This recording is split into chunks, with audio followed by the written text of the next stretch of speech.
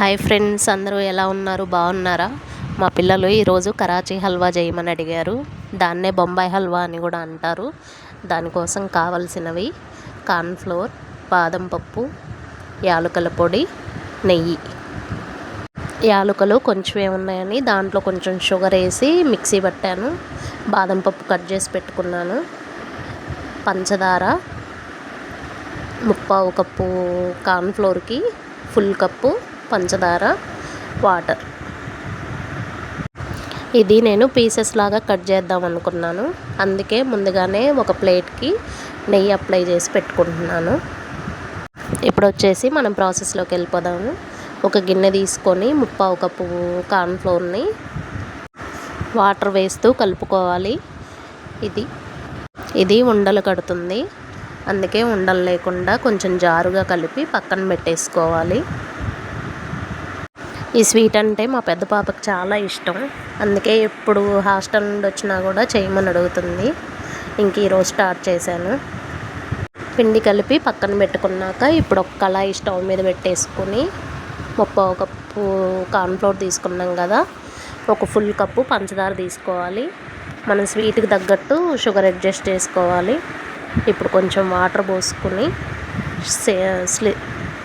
Stove సిమ్లోనే పెట్టుకోవాలండి ఈ ప్రాసెస్ అంతా కూడా. ఇప్పుడు దీన్ని కలుపుతూ ఉండాలి. కలుపుతూ ఉంటే షుగర్ మొత్తం కలిసిపోతుంది. మనకి ఇది ఏమీ పాకం రావాల్సిన అవసరం కూడా లేదు. మామూలుగా షుగర్ మనకి కరిగిపోతే సరిపోతుంది. షుగరు చాలా వరకు కరిగిపోయింది. చూడండి, మొత్తం ఆల్మోస్ట్ కరిగిపోయింది. నురగ స్టార్ట్ అయింది కదా. ఇంక ఇప్పుడు చూసుకుని మనం ఆల్రెడీ కలిపి పెట్టుకున్నాం కదా పిండి, దాన్ని మళ్ళీ ఒకసారి మొత్తం అడుగు నుండి కలపాలి. అడుగున మొత్తం మనకి పిండి పేరుకుని ఉంటుంది కాబట్టి మొత్తం మళ్ళీ ఒకసారి మంచిగా కలుపుకోవాలి.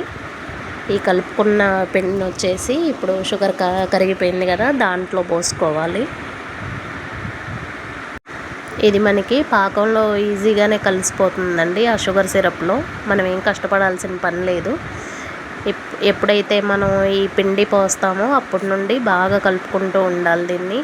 లేకపోతే అడుగునంతా ఉండలుగా వస్తుంది. చూడండి, ఒక 5 మినిట్స్ తర్వాత ఇలా మొత్తం దగ్గర పడిపోతుంది. ఇలా దగ్గర పడిపోయిన దగ్గర నుండి మనకి అడుగు అంటుతుందండి. ఇలా కలుపుకున్న తర్వాత దీంట్లో నెయ్యి యాడ్ చేసుకుంటూ ఉండాలి.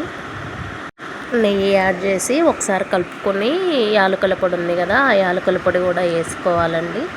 యాలకుల పొడి వేసుకొని మళ్ళీ ఒకసారి మొత్తం కలుపుకోవాలి.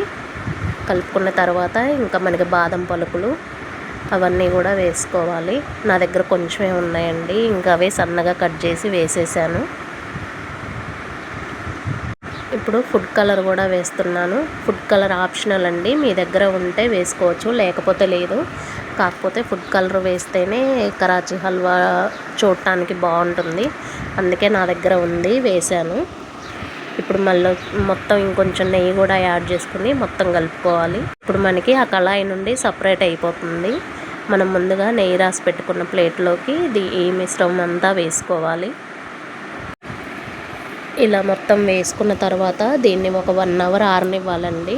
ఒక 1 అవర్కి మనకి పూర్తిగా ఆరిపోతుంది. ఇదిగోండి, ఇప్పుడు మనకి పీసెస్ రెడీ అయిపోయాయి. నేను మధ్యలోనే ఒకసారి చాకుతోటి కొంచెం ఘాట్లు పెట్టుకున్నానండి, పీసెస్ ఈజీగా రావటం కోసం. చూడండి పీసెస్ ఎంత బాగా వచ్చాయో. Bye friends.